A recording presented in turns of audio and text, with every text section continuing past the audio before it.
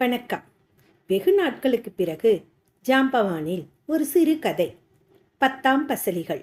எழுதியவர் மாசு சாந்தா. கதைக்குள் செல்வோமா? மாப்பிள்ளை ஊர்வலம் கல்யாண மண்டபத்துக்கு வந்து சேர்ந்தது.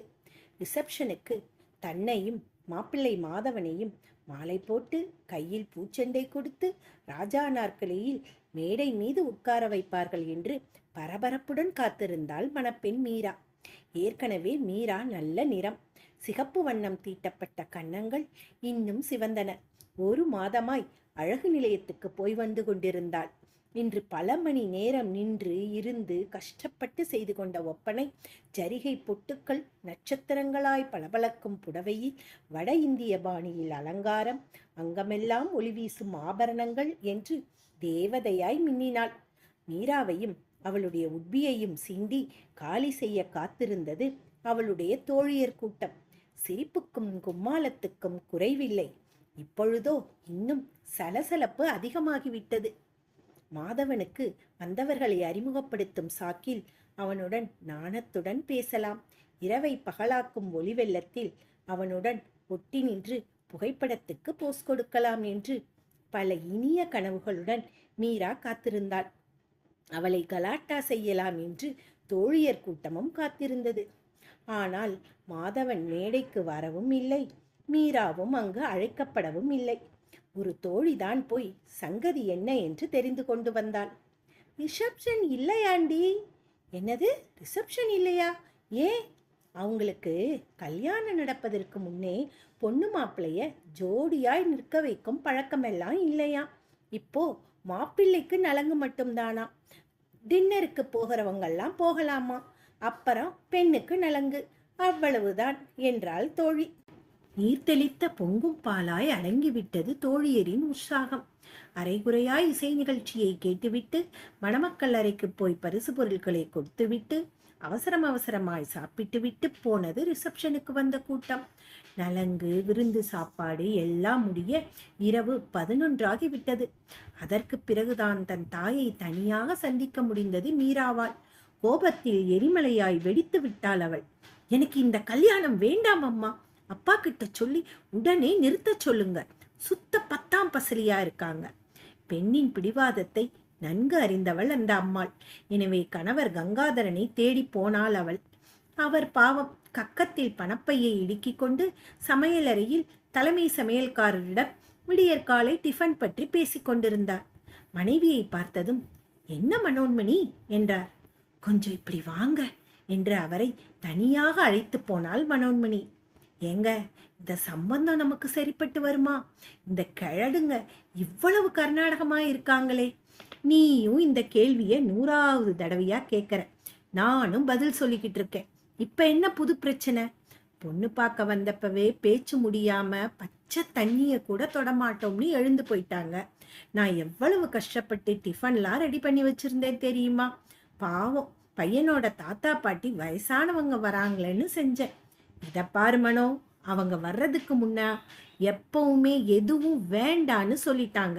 பேச்சு முடிகிற வரைக்கும் ஒரு டம்ளர் தண்ணி குடிச்சா கூட நன்றி மறக்க கூடாது.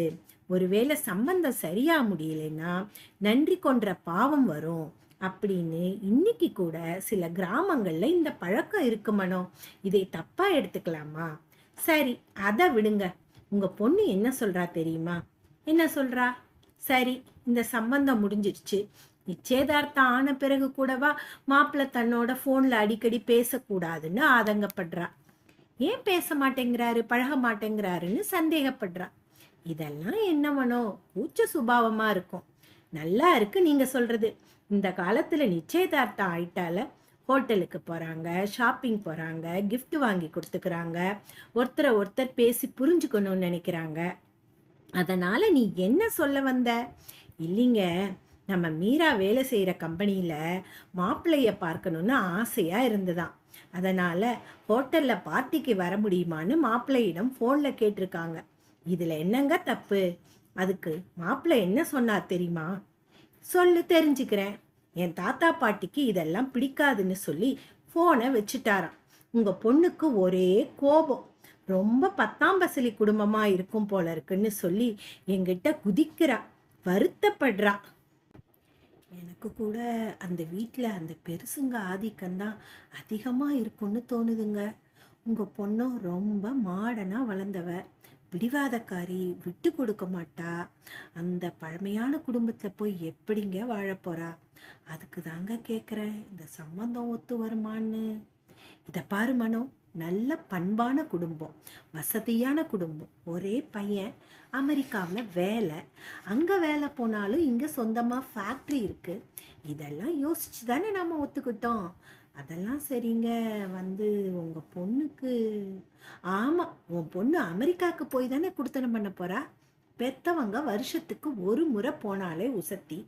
அந்த கட்டிப்பிட்டி தாத்தா பாட்டியா அங்கே போய் இருக்க போகிறாங்க, அவங்க அங்கே போகவே போகிறதில்ல. நீ ஏன் இப்படி புலம்பிக்கிட்டு இருக்க? ஏமனம், சில குடும்பங்கள்ல கல்யாணம் வரைக்கும் பொண்ணு பிள்ளைங்களை பழகவே விட மாட்டாங்க. அது அவங்க சம்பிரதாயம். இவ்வளவு பேசுறியே, நம்ம கல்யாணத்துக்கு முன்ன நம்ம பேசி பழகிக்கிட்டா இருந்தோம்.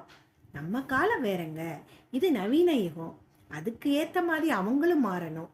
அதனால தாங்க கேட்குறேன், இந்த சம்பந்தம் ஒத்து வருமானு. இதுக்கு மேல எதுவும் பேசக்கூடாது. நிச்சயதார்த்தம் முடிஞ்சாச்சு, மணவரவனுக்கும் வந்தாச்சு, விடிஞ்சா கல்யாணம்.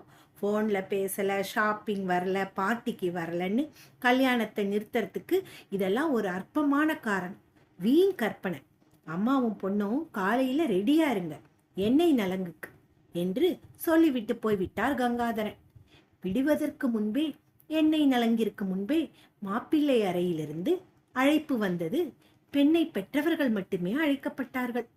தங்கள் மகள் பேசியது ஒருவேளை அவர்கள் காதில் விழுந்து விட்டதோ என்று கவலைப்பட்டு அலறி அடித்துக்கொண்டு கங்காதரனும் மனோன்மணியும் வேகமாய் போனார்கள்.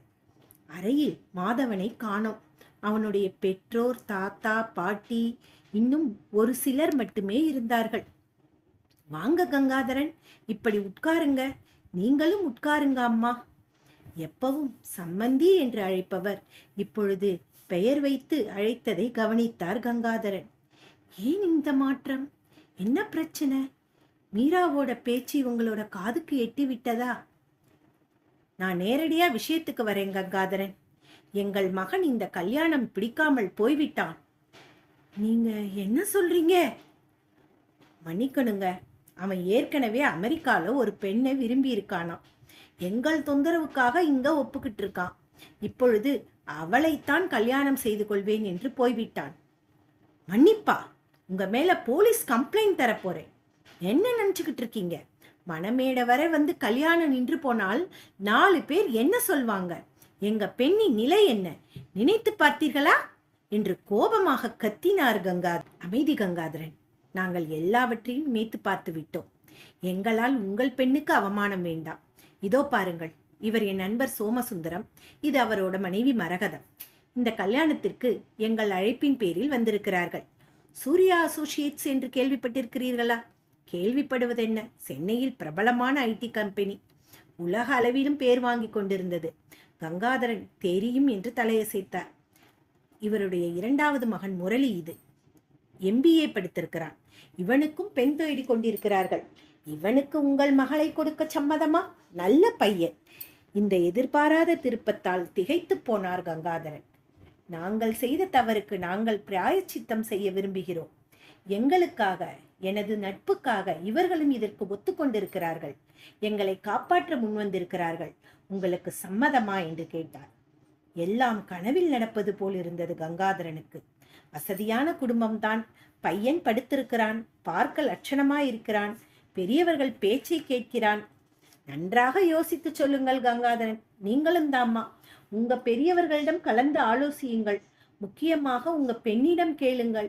முகூர்த்த நாள் வரை வந்து கல்யாணம் நடக்கலைன்னா எவ்வளவு அவமானம்னு நினைச்சுதான் நாங்களே இந்த முடிவுக்கு வந்தோம். நல்ல முடிவா சீக்கிரம் சொல்லுங்க. கங்காதரன் முடிவே தன் முடிவு என்றால் மனோன்மணி.